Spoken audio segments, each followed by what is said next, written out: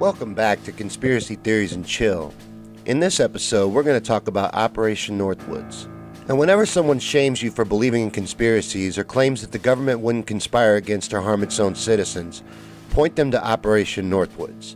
Operation Northwoods was a proposed and nearly implemented false flag operation against the Cuban government that originated within the United States Department of Defense and the Joint Chiefs of Staff of the United States government in 1962.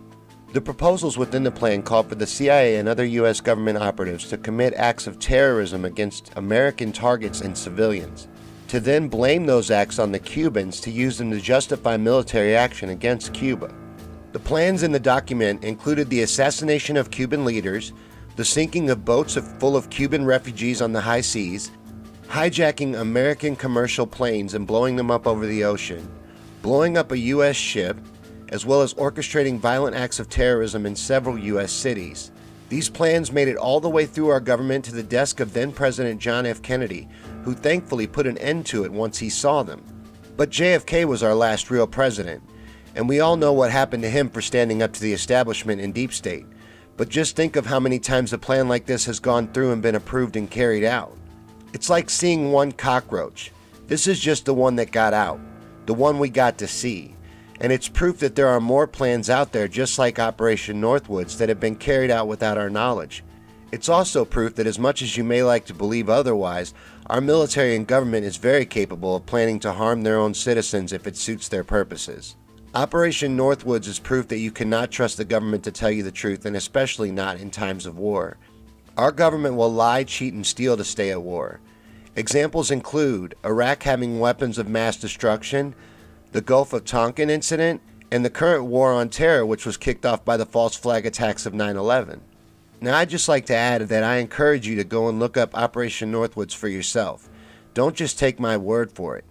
Go and see for yourself, because it's real, and it's important for you to know that it's real. It's important for us to understand that the military-industrial complex is an insatiable beast with an unlimited appetite for war, and they are willing to lie, create false events, or even harm U.S. citizens to stay at war. President Eisenhower tried to warn us about the military-industrial complex in his farewell address. Ladies and gentlemen, the President of the United States. Good evening, my fellow Americans. We now stand 10 years past the midpoint of a century that has witnessed 4 major wars among great nations.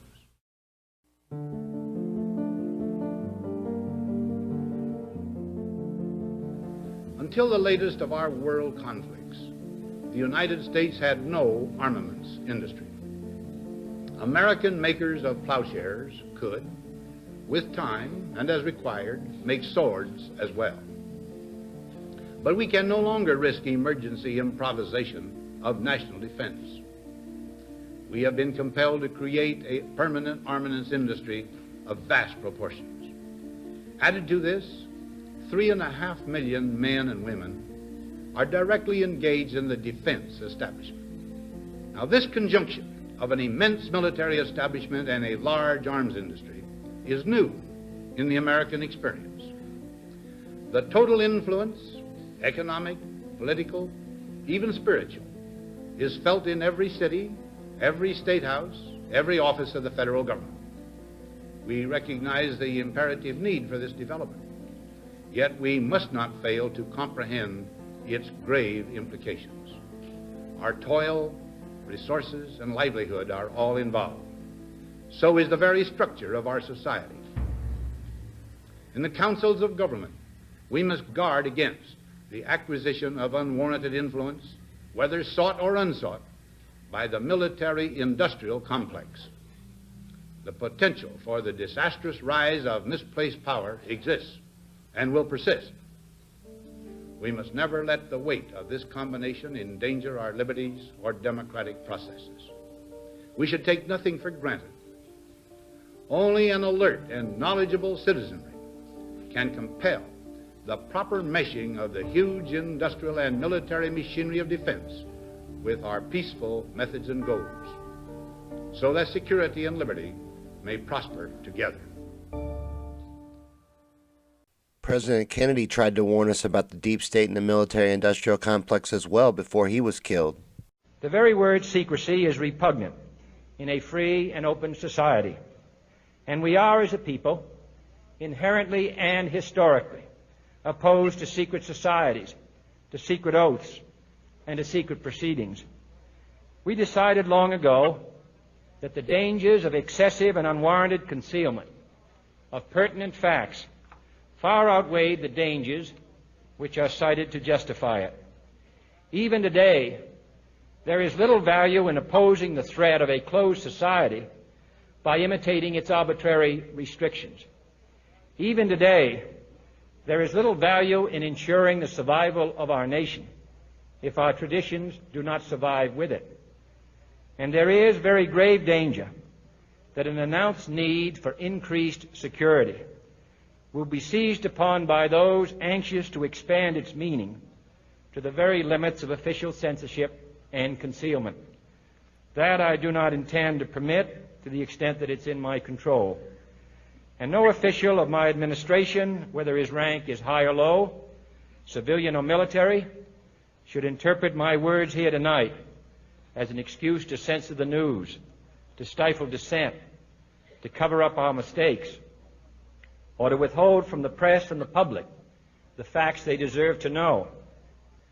For we are opposed around the world by a monolithic and ruthless conspiracy that relies primarily on covert means for expanding its sphere of influence, on infiltration instead of invasion, on subversion instead of elections, on intimidation instead of free choice, on guerrillas by night instead of armies by day.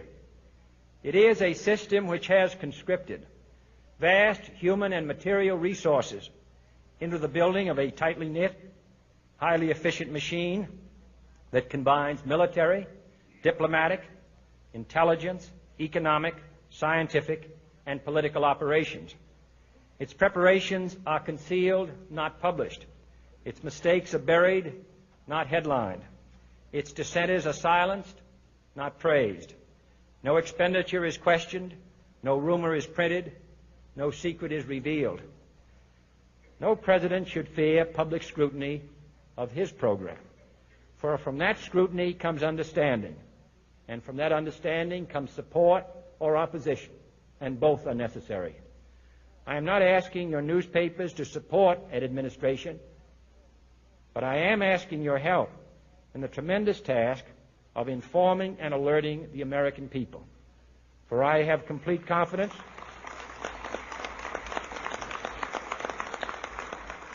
in the response and dedication of our citizens whenever they are fully informed. I not only could not stifle controversy among your readers, I welcome it. This administration intends to be candid about its errors.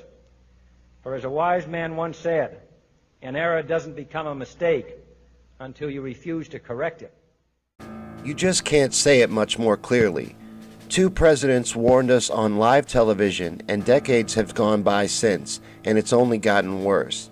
And unfortunately, until people wake up to the truth, it will only get worse.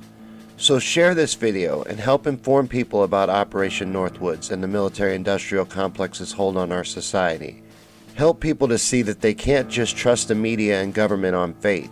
They need to inform themselves, because we live in an age of propaganda and lies. To ignore the past dooms you to repeat it, so help spread the truth to fight back against the lies. Thanks for watching Conspiracy Theories and Chill. Remember to like, share, and subscribe, and we'll see you next time right here.